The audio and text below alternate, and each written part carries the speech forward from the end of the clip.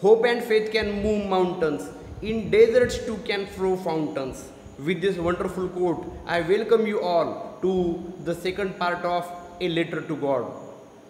In the first part, we saw that the hailstorms completely destroyed the crops of Lencho. Then what happens? We are going to see ab age.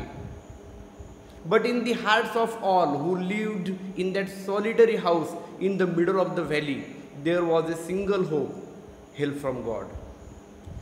They thought that only God could help them, and they had the only hope in their mind, and it was God.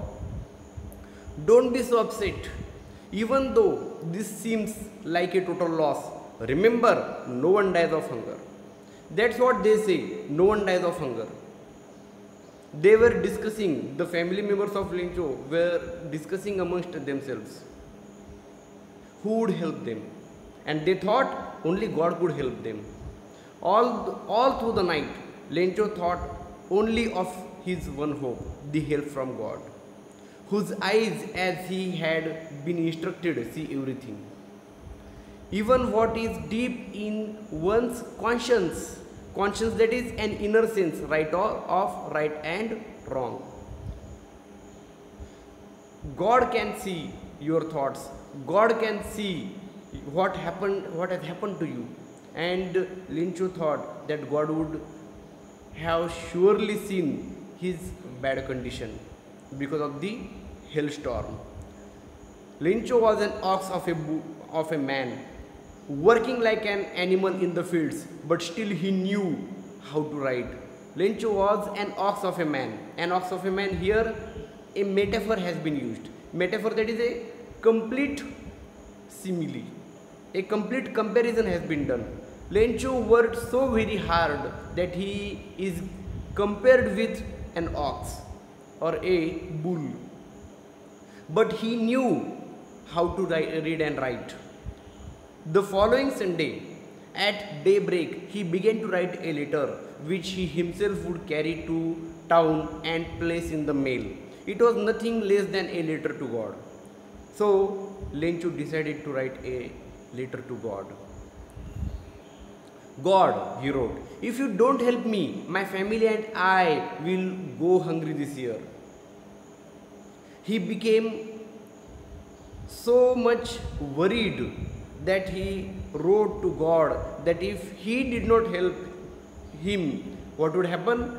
All his family members would die hungry. I need 100 pesos in order to sow my field again and to live until the crop comes, because the hailstorm had destroyed his crops. So all he wanted from God was 100 pesos. He wrote to God on the envelope, put the letter inside, and still troubled went to town. At the post office, he placed a stamp on the letter and dropped it into the mailbox.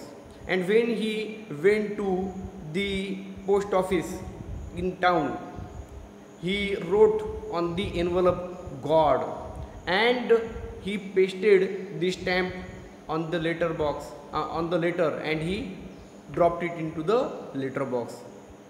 One of the employees, who was a postman and also helped at the post office, went to his boss, laughing heartily, showed him the letter to God. And when he saw the letter to God, just one word was written on the letter, and that was God. No address was there, just one word, and that was God. And when he read it, he laughed aloud and he showed it to his boss. Never in his career as a postman had he known that address. Does anybody know the address of God? Nobody knows. Everybody says that God is everywhere. God has occupied all the things in the universe. Still then, nobody knows the exact address of God. How can that postman know then? And even if you wanted to post that letter to God, then what will he have to do? He will have to... The postmaster, a fat, amiable, fellow also broke out laughing, and the postmaster also started laughing. But almost immediately he turned serious and tapping on his letter commented, "What faith! I wish I had the faith of the man who wrote this letter, starting up a correspondence with God." Correspondence, that is communicating through letters, writing letters to communicate, that is correspondence. That postmaster was extremely surprised when he saw that somebody is writing a letter to God. So in order not to shake the writer's faith in God, the postmaster came up with an idea: answer the letter. And the postmaster thought that he should answer the letter. Why? Because he did not want to shatter the faith of God in that man's mind who had written that letter to God. And who was that man? Absolutely right, that man was Lencho. But when he opened it, it was evident that to answer it, he needed something more than goodwill, ink and paper. And when he opened that letter, when he opened that envelope, it was clear, evident, that is clear, it was clear that just goodwill, ink and paper won't do. They will need something more than that. But he stuck to his resolution, that is decision, firm decision. But he had decided in his mind that he would definitely answer the letter. He asked for money from his employees. He himself gave part of his salary, and several friends of his were obliged to give something for an act of charity, for act of goodness.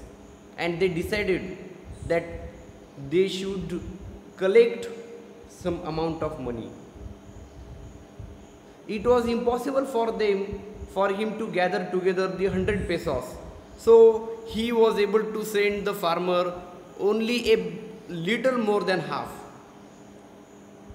He put the money in an envelope addressed to Lencho and with it a letter containing only a single word as a signature God.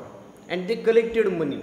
And when they collected money, they could not collect the complete 100 pesos. However, they could collect some amount more than the half of that requirement, more than the half of that need.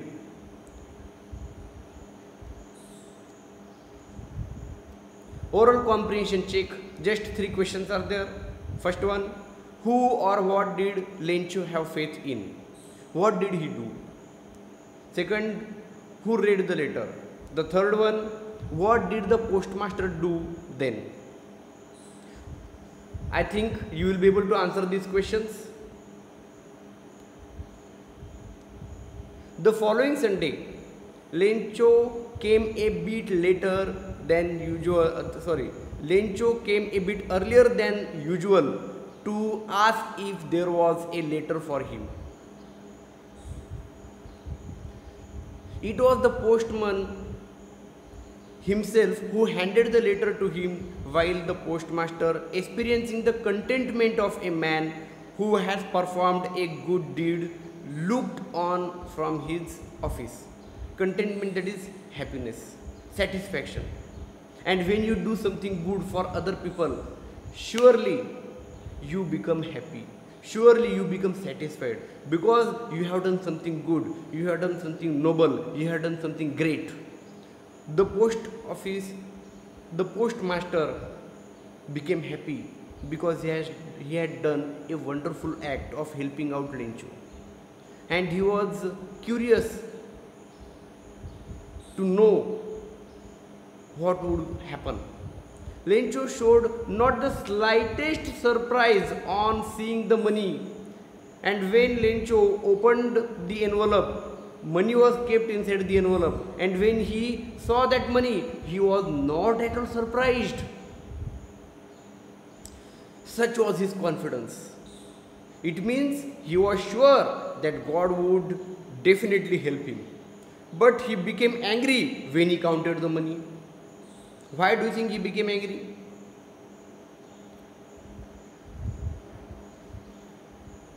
Let's see.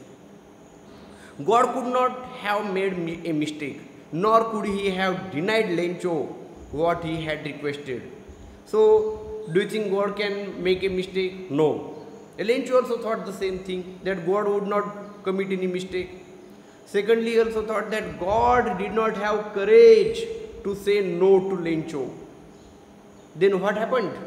Immediately, Lencho went up to the window to ask for paper and ink. On the public writing table, he started to write with much wrinkling of his brow caused by the effort he had to make to express his ideas. So there were, while writing, there were so many wrinkles, that is the folds you can see on my forehead. So many wrinkles, with these wrinkles he started writing a letter to God. This was the second letter.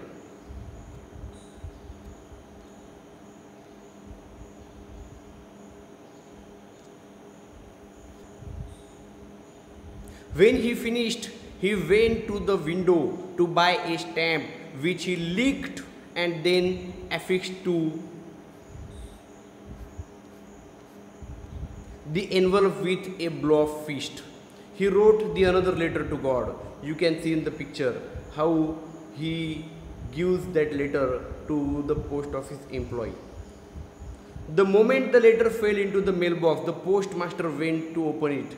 The postmaster himself went to the mailbox in order to check, to find out what Lencho had written. It said, God, of the money that I asked for, only 70 pesos reached me. Send me the rest since I need it very much. And how much of the amount was required then? He got 70 pesos and now he would require more 30 pesos. Absolutely right. Send me the rest since I need it very much, but don't send it to me through the mail because the post office employees are a bunch of crooks. Lencho. So Lencho thought that the 30 pesos were taken away by the post office employees who had helped him. So in this way, here there is the irony at the end of the lesson.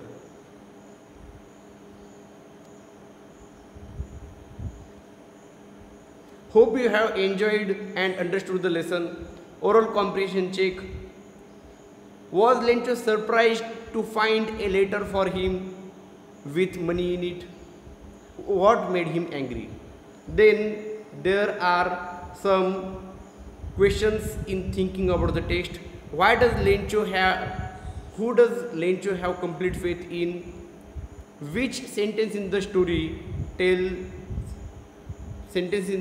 you this? Why does the postmaster send money to Lencho? Why does he sign the letter God? Did Lencho try to find out who had sent the money to him? Why or why not? Who does Lencho think has taken the rest of the money? What is the irony in the situation? Remember that the irony of a situation is an unexpected aspect of it. An ironic situation is strange or amusing, but it is the opposite of what is expected. Just at the end, we saw that exactly opposite thing happened, and that is what we call irony. So, I hope once again that you enjoyed the lesson. Thank you very much. May God bless you.